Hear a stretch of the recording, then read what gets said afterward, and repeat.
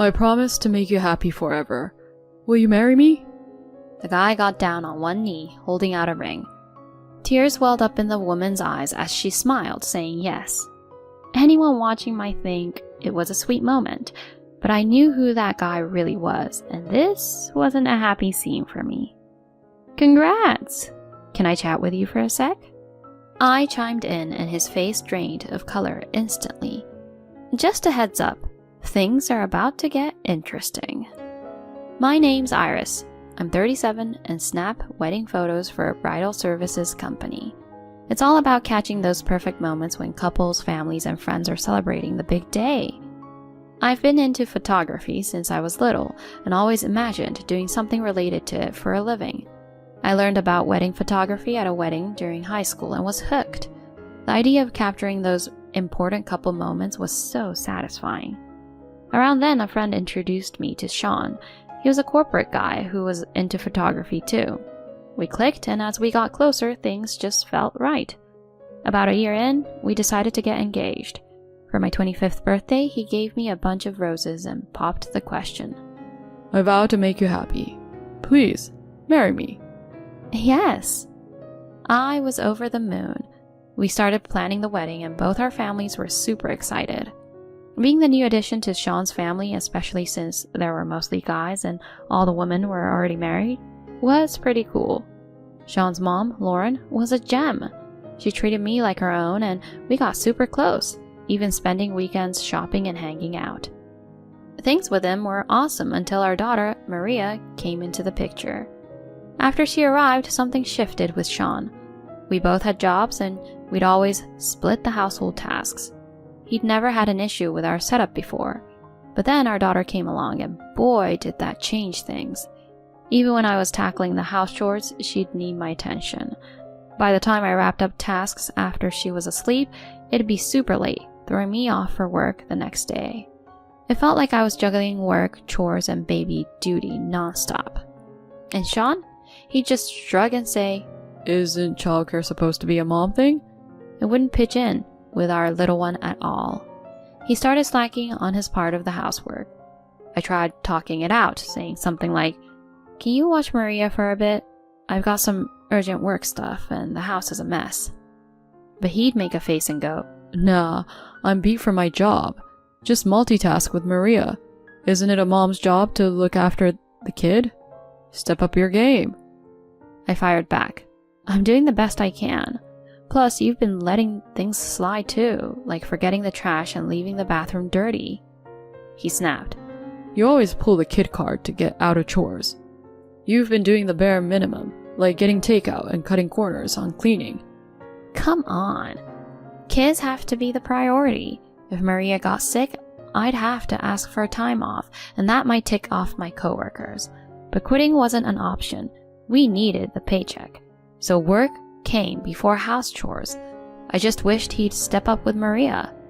Never imagined he'd pull this after we had a baby. But with him checking out, I was on my own.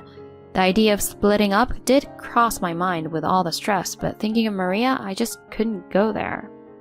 One day, I just couldn't take it anymore and passed out right at our front door. When I woke up, I was back in bed with Lauren, my mother-in-law, looking super worried. Oh, Iris, so glad to see you're okay. Lauren, why are you here? I tried calling, but when I couldn't get through, I came over. Found you right at the door. Scared the life out of me. She let me know she'd been looking after our daughter since I blacked out. Tears streamed down my face as I spilled everything about Sean's lack of help with our daughter and around the house. She was livid, calling up her husband. In no time, my father-in-law Mike showed up, apologizing for Sean's actions. When Sean got home, boy, did he get an earful from both of them. I'd never seen them so fired up. Sean just sat there looking like a deer in headlights. After that intervention, he really stepped up with helping around the house and with our daughter. My health improved, and I couldn't be more grateful to my in-laws for stepping in. Things were looking up for our marriage, or so I thought. Fast forward a few years, and our little Maria was now 10. It was just me and her in our apartment, while Sean had been off on a work project for 3 years. Apparently, he was the man for the job. We decided not to move with him since Maria was getting settled with her new friends. We kept in touch as best as we could using FaceTime and Zoom, but around a year ago things got weird. He became more elusive, often getting back to me hours after I'd tried reaching out, and not just on weekdays but weekends too. When I'd ask what was up, he'd just say, I was taking a break. What's the big deal? He also got a bit cold with Maria and me. One day she said, "When can I see you next, Dad? I've got so many stories about my school and friends."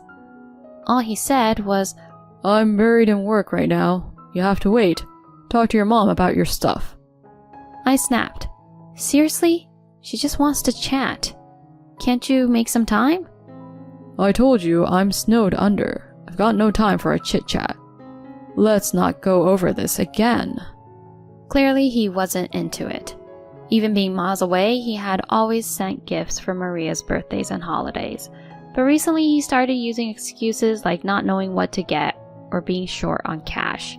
His change in behavior had me worried, and poor Maria, she was taking it hard.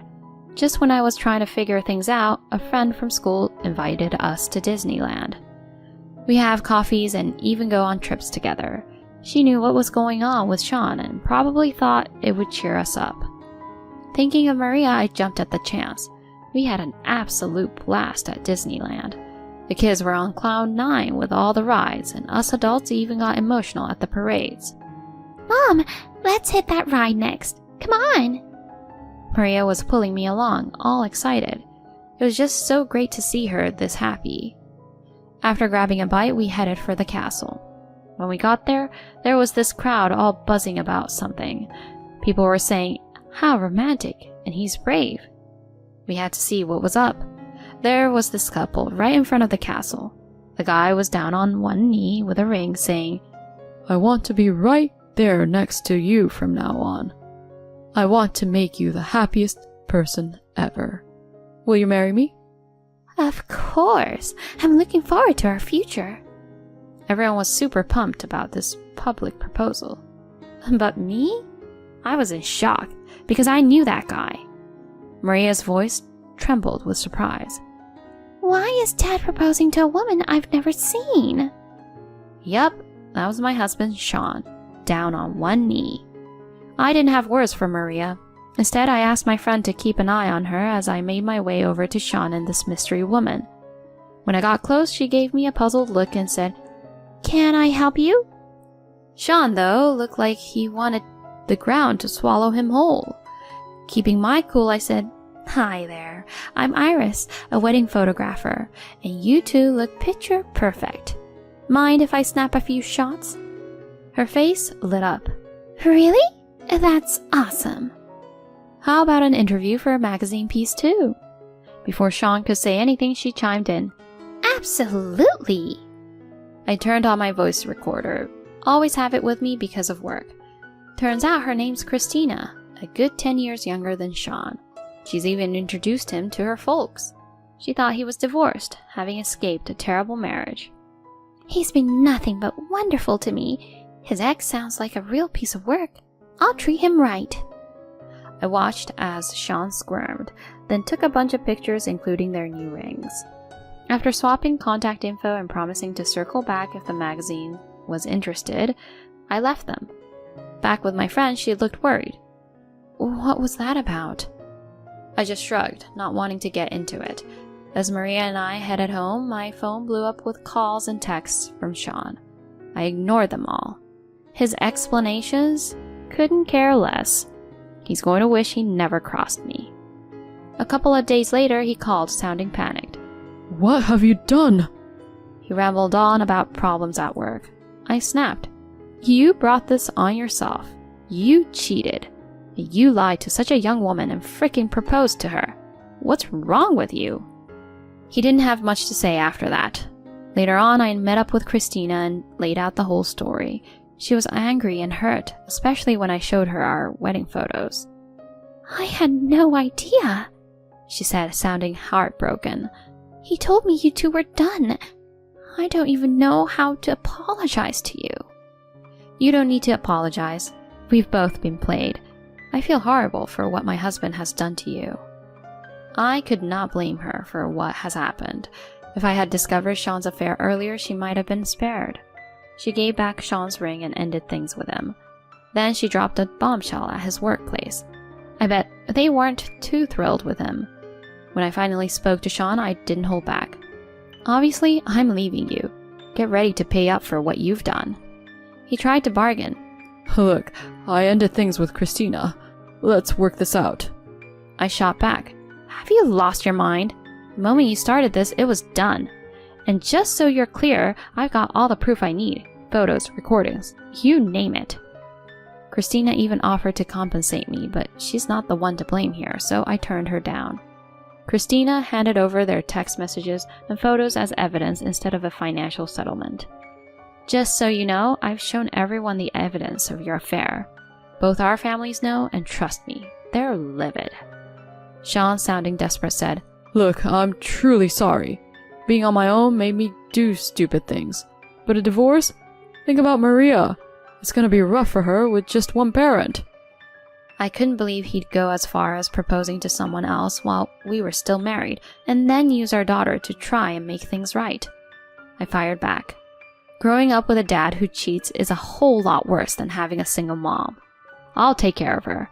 And just so you know, she thinks it's weird you're with someone so much younger.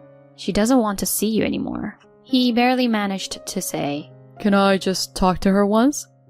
But I'd had enough. Stop it. Right now, the only fatherly thing left for you to do is pay child support. And keep your distance. Never come near us again. With that, I hung up, leaving him crying on the line. Soon after, we finalized the divorce. Naturally, I got custody of Maria, along with a settlement and child support. We moved in with my parents, who welcomed us back with love. My in-laws called a few days later, full of apologies, with Lauren being especially heartbroken. From what they told me, Sean's stunt had repercussions at work, resulting in a demotion. If he ever went back, he'd be stuck in a dead-end department. They made sure he's paying Maria's child support by having him live with them, with clear threats of cutting him off if he skips even one payment. Now, he's just grinding away, getting side-eye from everyone. My in-laws have been amazing though. Maria loves spending time with them, and they light up her world. As for me, I'm focused on what's ahead and committed to doing everything I can to keep Maria happy. I'm ready to take on the world.